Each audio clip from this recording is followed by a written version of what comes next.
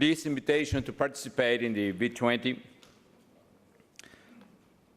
I know very well, my friends, that probably this is not the best moment to talk about environmental issues according to the terrible crisis in financial terms that the countries are facing, mainly here in Europe.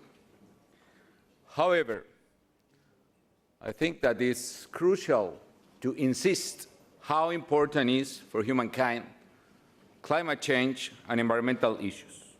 Climate change represents an actual and concrete threat for humankind and probably the most important challenge for the future. And if we want to solve both crises, financial and environmental crisis, we need to find out exactly the solution for both at the same time. And that solution implies green growth, sustainable development. And I believe that the development for the future either will be sustainable or will not be development. It is important today to remind very basic facts, very bold facts that scientists are showing to anyone. First, we need to remind that climate change is a fact. It's a clear event. And it's an event with terrible consequences for a lot of countries. Terrible consequences in terms of floods, in terms of droughts, in terms of terrible catastrophes around the world. Today, right now in Mexico, we are suffering the worst droughts ever in the north part of the country.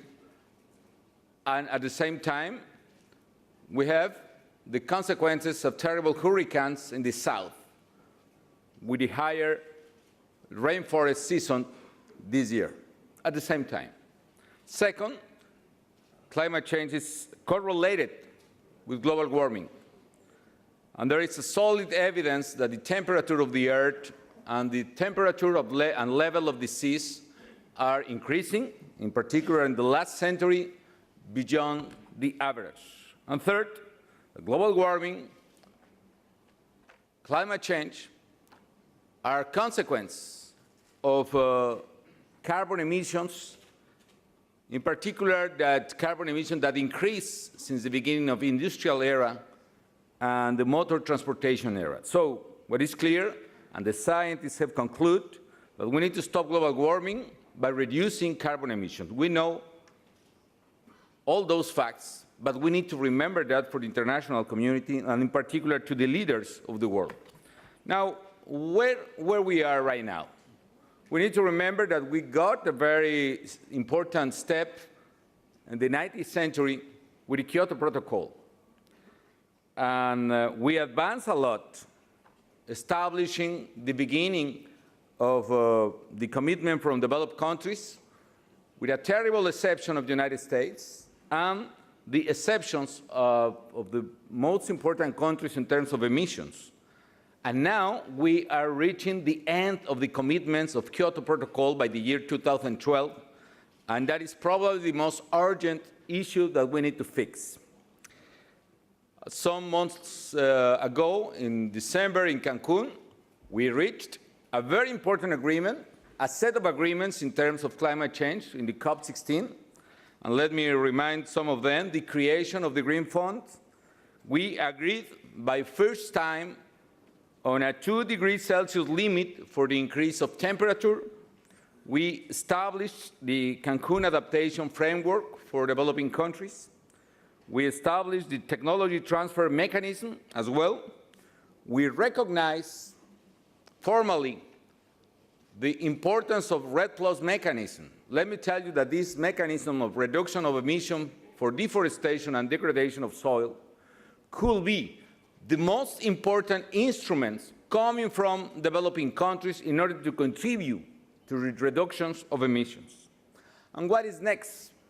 Well, we are like few weeks away from the COP17 in South Africa, and the international community must translate commitments into action, and probably the most important issues for COP17 are: we need to fully implement the Green Fund, we need to agree the institutional architecture and define its sources of financing, we need to recognize that both public and private funding will be required. We also have to strengthen and finance projects under the REDD+ mechanism. And the other key issue is to renovate or define the future of Kyoto Protocol. And in order to do that, an agreement between the United States and China is absolutely required. I really admire the commitment of the European countries with environment, the European commitment regarding the reductions of emissions. But it is important, crucial for humankind, that the largest economy in the world, the United States, and the largest emitters in the world, which is China, establish a formal commitment as well. And probably that will define the future of humankind on that.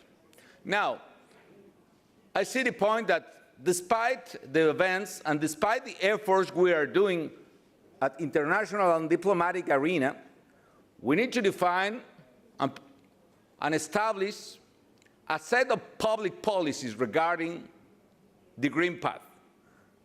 So despite the efforts made at international level, and whatever we could reach in those fora, we all have to move towards a low-carbon economy and define what exactly that means. So a crucial point is to break the apparent dilemma between growth or environment.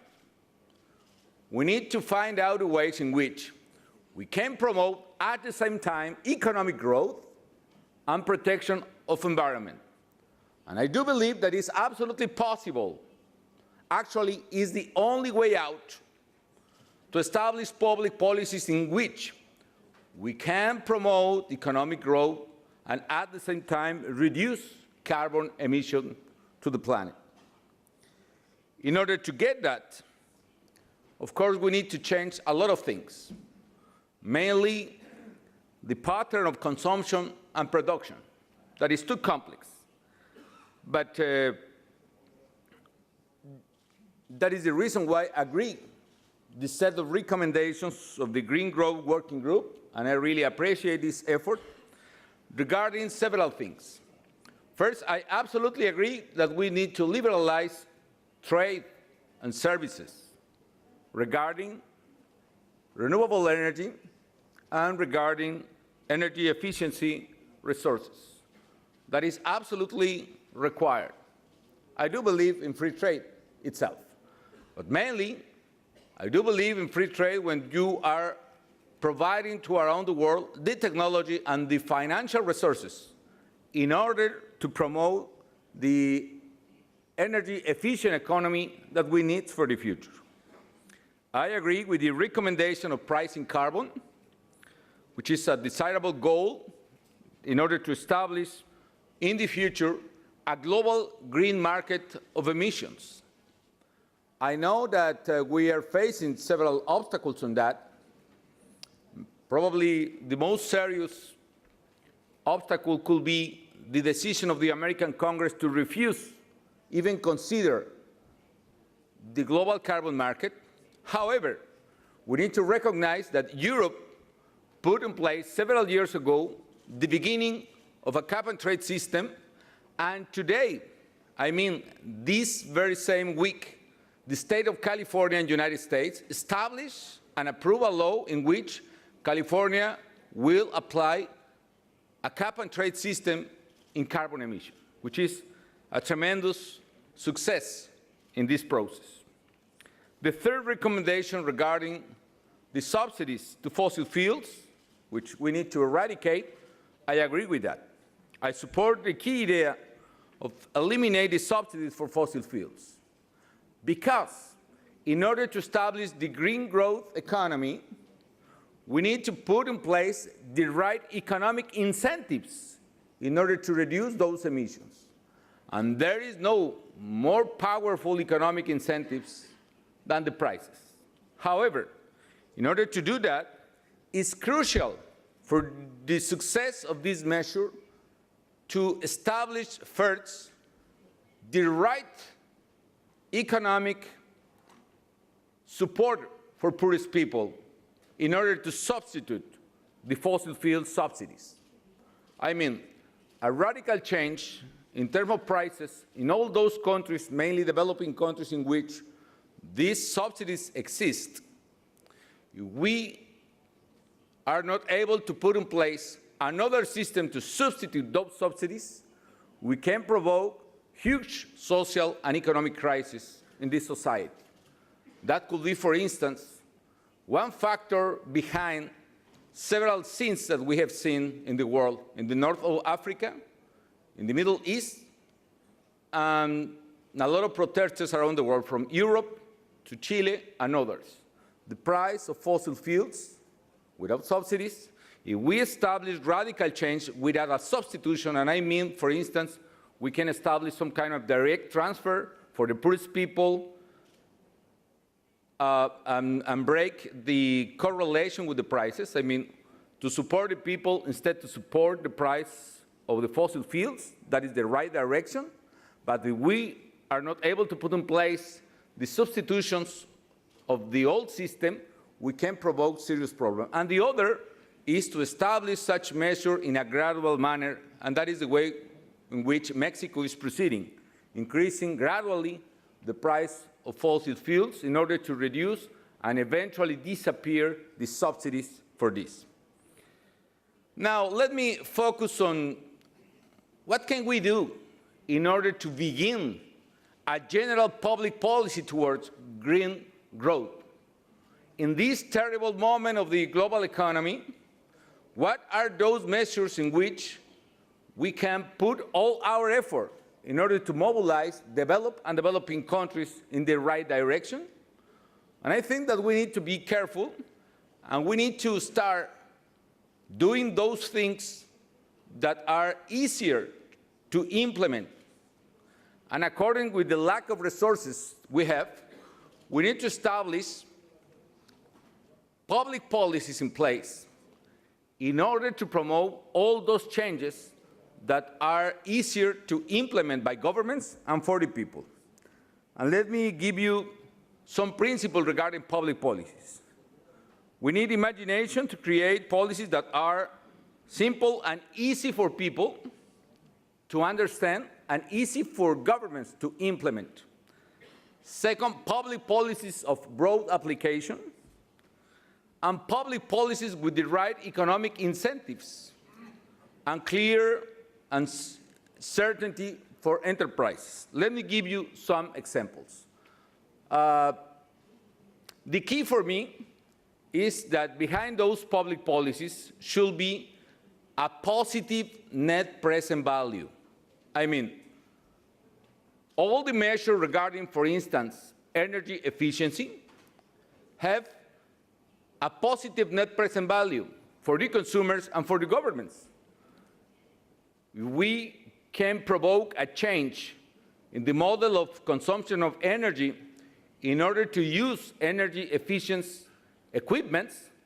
We will save money for the consumers or for the industry, for the enterprises. They are going to gain money in that measure, and at the same time, we are going to save energy and reduce carbon emissions. Let me show you a graph that was made by McKinsey. I don't know if it is possible to present that. Maybe, well, you can see here in the horizontal axis a set of measures. Any single bar there are some kind of measures. It could be dozens of them. But let me tell you, in the vertical axis, you will see above the negative present value. I mean, measures that implies an economic cost in the long term. And in the negative, or in the below the middle of the graph, you will see the negative cost of the measure. So those are all the measure that implies a positive net present value. What that implies that the person, the consumers of the industry could gain economic profits and at the same time could reduce carbon emission. You can see, for instance, in the extreme, the left extreme, the measure that could provoke are reductions in the expenditures of families and enterprises is, for instance, the substitution of these lamps. All here in the panel are passing a very hot moment because the temperature is really high. Maybe we can substitute those lamps for LEDs or cold lamps, and we will be able, and I'm serious about that, but, but the point is that simple measure will imply for the managers of this convention center a net saving in the long term. They will pay less energy, and at the same time we will have the same illumination at probably a more comfortable temperature here. But it's a clear measure in which if we can establish that public policy at aggregate level in a massive way in the world, we can start one clear measure in terms of green growth. There is another one, for instance, I put there only a few examples. That graph was made by McKinsey for Mexico. We asked for that some years ago. For instance, electricity generation with biogas, biomass procedures in all the farms, and a lot of for farmers' capabilities in order to produce energy, or recycling waste products, or several of them. So the first part of the graph are all those measures that implies positive net present value, and it is possible to apply. The second part of the graph, and could be the middle of that, the net present value, the net present cost of the measure is probably neutral. So you can save in money the same you are investing today, which is positive. However, a lot of those measures, this graph was made regardless the social impact of the measure itself. However, if we consider the social impact of those measures, we will get a positive net present value in social and economic terms. And let me give you an example. For instance, right in the middle, reduction of deforestation. What we are doing in Mexico. I will put some examples there. Well, in the right part of the graph, you will see a set of measures that implies a positive cost, but nevertheless reduce a lot of emissions. For instance, nuclear facilities. So what we know is, despite the tragic event in Japan, nuclear facilities are able to reduce carbon emissions, but the point is, those implies a very expensive investment at the very beginning. But there is a negative net present value, or at least a positive cost. However, all the measures, including the measures established in the right part of the graph, all those measures are less expensive than the alternative. And what is the alternative? Do nothing. In other words, all the measures that we can establish in order to promote green growth are cheaper than the cost for the countries of the consequences of climate change. As the Intergovernmental Panel of Climate Change established, the cost for humankind of the consequences of climate change is several times more than the cost to do today the measures in order to reduce emissions and combat climate change. Now, let me give you some examples about these kind of policies. For instance, today we are substituting the lamps in the poorest homes in Mexico. We are providing free 4 or 5 lamps to the poorest family, switching that for the old lamps. And we are providing today in the first stage 40 million of lamps. And with that, we are save money for the consumer We are saving money for the government because in those poorest families, we are subsidizing electricity still. We are in the process of change that system, but today, each lamp we change, it's money for the government, and there is a payback for the consumer as well. Or other, the left of the graph, the substitutions of resident appliances. For instance, all refrigerators of all air conditioning equipment. An old refrigerator, for instance, the refrigerator in our houses, mother houses, for instance, it's a very old one. Mom usually loved her refrigerator, but probably it is consuming like 3 or 4 times the electricity of a new one. So we started a program in order to change the old equipments in refrigerators and air conditioning equipment. So we are checking the income of the families. We are taking away the old equipment. By technical procedure, we are dismantling that. And we are providing credit, and in some cases a subsidy, in order to buy a new one refrigerator. So the program in Mexico is very popular, and the reason is because in Mexico, women call their husband mi viejo, my old one. No? And the name of the program is Cambia tu viejo por uno nuevo. Change your old one for a new one. No? And in order to do so, we have changed more than 1.5 million of equipment. And we are on track to change all the old equipments in the Mexican houses, at least in the poorest families. And with that, we are saving energy, saving money for consumers, and saving money for the government. And the third one is in the middle of the graph, for instance, and it's regarding deforestation. We are paying a very ambitious program of environmental services, payment of environmental services. 14 million Mexicans are indigenous people, and most of them are living in rainforests and forestry woods. And for them, by tradition and for necessity, because they are very poor families, they used to devastate the forestry. In order to avoid that, we are paying them such amount of money. I mean, for instance, it could be since $100 until probably in some cases $800 per hectare, in order to avoid the destruction of the land, in order to preserve the rainforest, or even in order to reforest the wood. And with that measure, we are reducing, and eventually we will disappear the rate of deforestation in Mexico. And for the families, it's a real income they never had. And for the humankind, it's a forest that we are saving.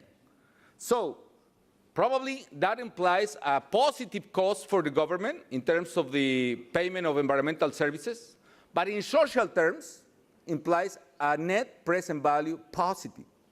So in conclusion, my suggestion is we need to design the green growth road, starting but all those measures that implies no cost for the people or for the government, only financing.